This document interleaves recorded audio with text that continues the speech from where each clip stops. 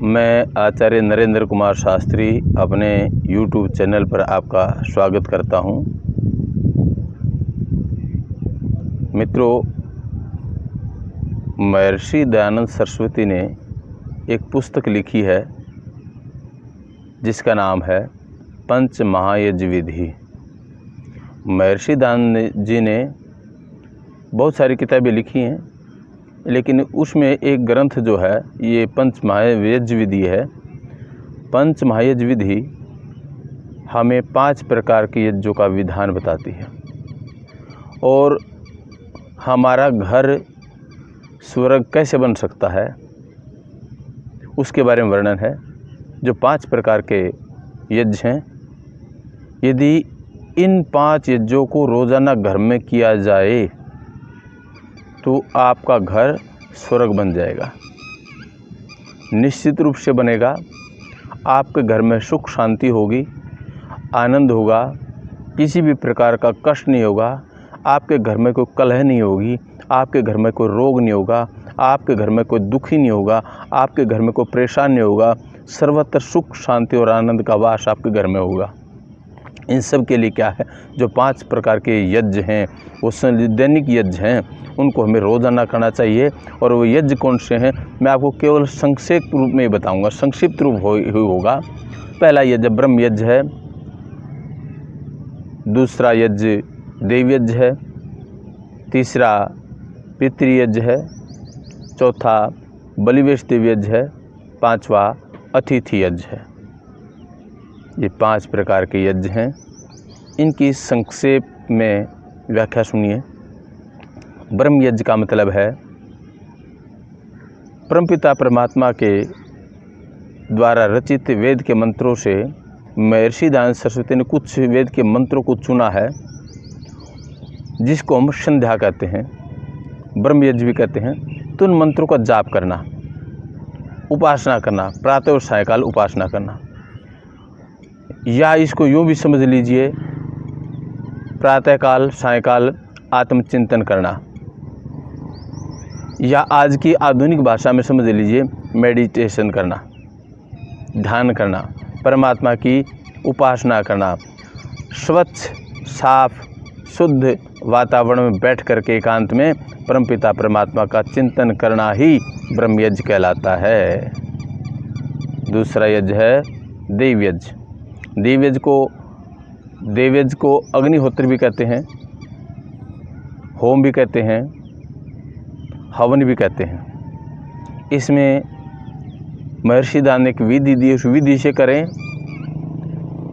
और यदि विधि न जानते हो तो इसके लिए बता रहा हूँ कि इसमें अग्नि जलाई जाती है, वेद के मंत्रों से गाय के घी के द्वारा आहुति दी जाती है, समग्र की आहुति दी जाती है।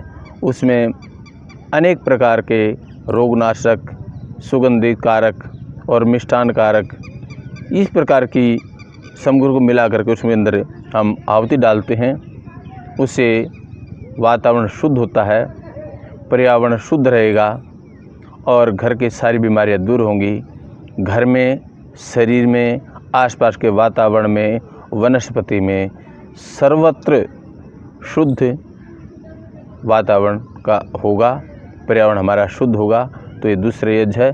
तीसरा यज्ञ पितृ यज्ञ का मतलब है घर में माता पिता, दादा दादी, सास ससुर, उनकी सेवा करें।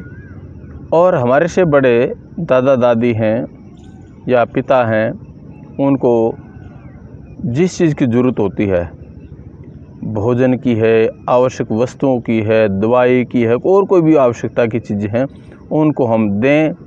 और प्रातः और सायंकाल उनको हम नमस्ते आदि करके, उनके पैरों को छू करके, चरण वंदन करके हम उनसे आशीर्वाद लें। वो हमें अपने आशीर्वाद से लाभान्वित करेंगे। तो इस प्रकार का घर का वातावरण बहुत ही श्रेष्ठ होगा। आजकल जो परिवारों में जो कष्ट हो रहे हैं उसका मुख्य कारण ये है, हम पितृ यज्ञ नहीं करते हैं। इसलिए आप पितृ यज्ञ कीजिए, इससे आपके घर में सुख शांति और आनंद का वास होगा। और जो चौथा यज्ञ है बलिवेश देव यज्ञ, बलि कहते हैं, यह संस्कृत का शब्द है, लोगों को भ्रमित करते हैं। बलि का मतलब बलि चढ़ाना, ये अर्थ नहीं है। बलि का मतलब होता है भाग। रसोई में जो भोजन बनाया जाता है उसका कुछ भाग, कुछ हिस्सा गाय के लिए, चींटी के लिए, पशु पक्षियों के लिए दे देना, ये बलिष्ठ देवज कहलाता है। तो बलिष्ठ देवज में हम अपने रसोई में जो भोजन बनाया जाता है, हम केवल अपने लिए ग्रहण न करें, उस भोजन को हम गाय, भैंस, जो कुत्ता, बिल्ली, जितने चींटियाँ, जो भी दूसरे जानवर हैं, हमें उसको दे देना चाहिए, क्योंकि मनुष्य को छोड़ करके दूसरे किसी भी प्राणी की रसोई नहीं होती। तो इसलिए हमारी कमाई से किसी प्राणी का पेट भरता है, ये बलिष्ठ देवयज्ञ कहलाता है। और 5वां यज्ञ है, वो है अतिथि यज्ञ।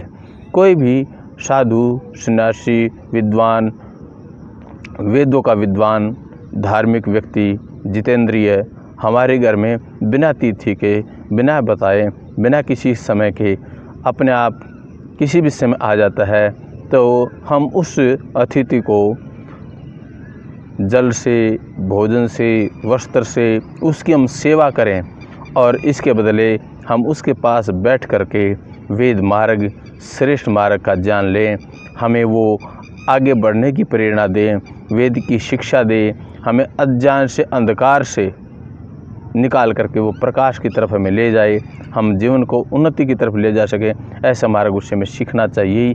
ये हमारा अतिथि यज्ञ है। तो ये 5 प्रकार के यज्ञ, ब्रह्म यज्ञ, देव यज्ञ, पितृयज्ञ, बलिष्ठ देव यज्ञ, अतिथि यज्ञ, 5 प्रकार के यज्ञ हमारे घरों में जिस दिन शुरू हो जाएंगे, उस दिन समझ लीजिए आपका घर स्वर्ग है। लोगों के सामने बड़ा प्रश्न रहता है, कोई दूसरे तीसरे आसमान में मानता है, कोई कहीं किसी जगह विशेष को मानता है कि वहाँ स्वर्ग होगा।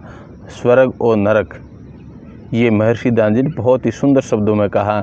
सुख विशेष का नाम स्वर्ग है, दुख विशेष का नाम नरक है। इसीलिए जहाँ सुख सुविधाएं हैं, सारे सुख के साधन हैं, वो आपका घर स्वर्ग है।